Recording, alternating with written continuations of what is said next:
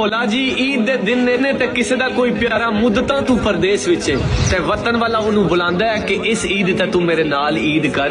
अरसा हो गया तू ईद ते मजबूरियां दी वजह नाल परदेस विच घर नहीं आया।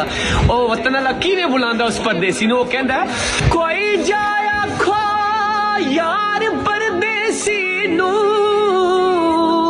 वतना ते ईद मना मुद्दता तू विछड़े सजना नू आके दीदार कराओ। हाँ हर रोज अखियां रो दिया है साडे कोल भी आके रहो। बस मरन तू पहला एक बारी अल्लाह वास्ते मुख दिखलाओ। हाँ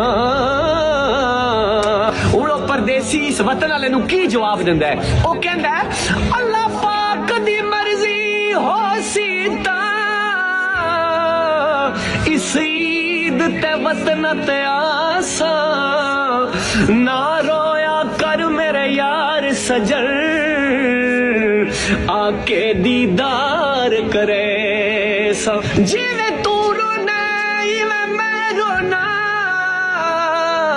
तेनू दसैसा इस ईद ते मेरे यार सजन तेरे नाल मैं ईद मनैसा।